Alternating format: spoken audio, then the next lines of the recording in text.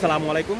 আমি যে জায়গাটিতে দাঁড়িয়ে আছি এই জায়গাটির আসলে শুধু একটাই বিশেষত্ব আছে যে এটা হচ্ছে সমুদ্র এবং সেই সমুদ্র অনেক সুন্দর।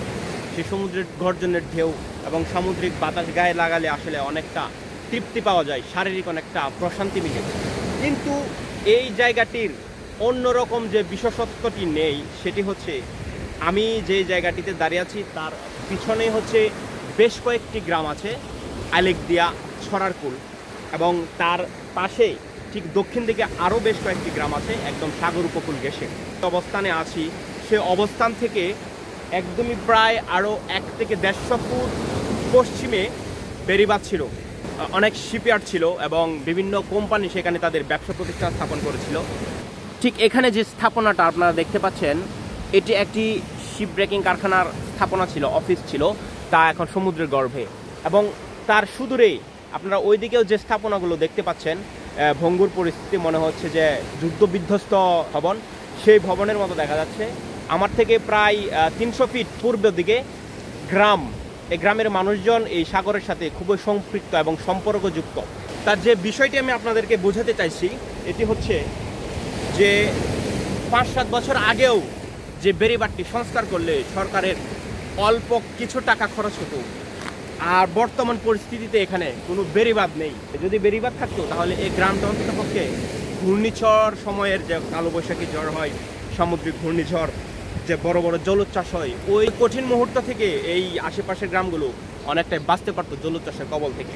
এখানে আরেকটা বিষয় আপনাদেরকে দেখাই, এটাও কিন্তু একটি শিপইয়ার্ডের স্থাপনা ছিল এবং এই শিপইয়ার্ডের স্থাপনাগুলো সমুদ্র উপকূল ঘেঁষে যে তৈরি হয়েছে এগুলো কিন্তু অনেক মজবুত করে এই স্থাপনাগুলো তৈরি করা হয় এবং সর্বশেষে বেড়িবাঁধ না থাকার কারণে কিন্তু এই স্থাপনাগুলো ধ্বংসের শেষে। সর্বশেষ যে খবর সেটি হচ্ছে আমি যতটুকু জানি যে বেশ কয়েকদিন আগে নিউজ হয়েছে যে পানি উন্নয়ন বোর্ড কর্তৃক কয়েক শত কোটি টাকা এখানে বাজেট হয়েছে যে বেড়িবাঁধ নির্মাণের জন্য।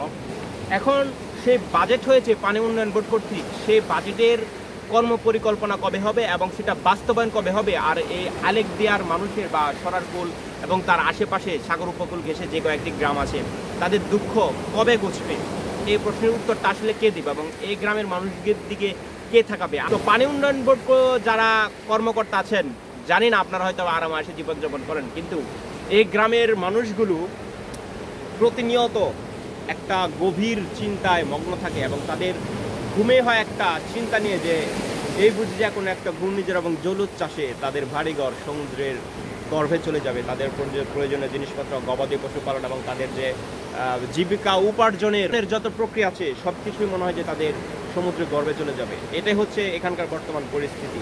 এটা সাধারণ জোয়ার, আর যদি সমুদ্র ঘূর্ণিঝড় সৃষ্টি হয় এবং জলোচ্ছ্বাসের ঢেউ আরও উপরে উঠে আসে তাহলে অবশ্যই এই গ্রাম পানির নিচে তলিয়ে যাবে।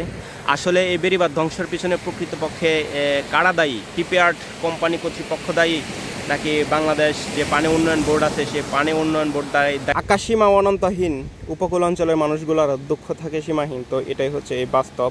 তো আমি আপনাদেরকে আরেকটু দেখাই, ওই যে কুমিরা যে ব্রিজ আছে সন্দ্বীপ ফেরিঘাট, সেই ব্রিজ দেখা যাচ্ছে এবং তো কুমিরা থেকে দক্ষিণে আলেকদিয়া, ছড়ারকুল এবং তার থেকে আরেকটু দক্ষিণে আরও বেশ কয়েকটি গ্রাম রয়েছে। ওই গ্রামের মানুষগুলো আসলে জলোচ্ছ্বাস এবং ঘূর্ণিঝড় সময়কালীন সময়ে একটু চিন্তায় থাকে যে তাদের বসত ভারী অনেক কিছু হয়তো বা জলোচ্ছ্বাস এবং ঘূর্ণিঝড়ে সামুদ্রিক ঝড়ে বড় ধরনের ক্ষতির সম্মুখীন হতে পারে। সমুদ্র আসলে সুন্দর, সেটা আমরা সবাই বিশ্বাস করি এবং সমুদ্র দেখার জন্য, ঘোরার জন্য, সামুদ্রিক বাতাস, সামুদ্রিক গর্জন শুনতে আসি একটু সুন্দর সময় কাটানোর জন্য। বাট সেই সমুদ্রের কুল ঘেঁষে যাদের বসবাস তাদের পরিস্থিতিটা আসলে কি হয়, একদমই সমুদ্র উপকূল ঘেঁষে যারা বসবাস করে এবং যে এই সকল জায়গায় নদী বা উপকূলীয় অঞ্চলে বেড়িবাঁধ নেই, অরক্ষিত বেড়িবাঁধ রয়েছে, সে এলাকার মানুষগুলো খুবই কষ্টে থাকে।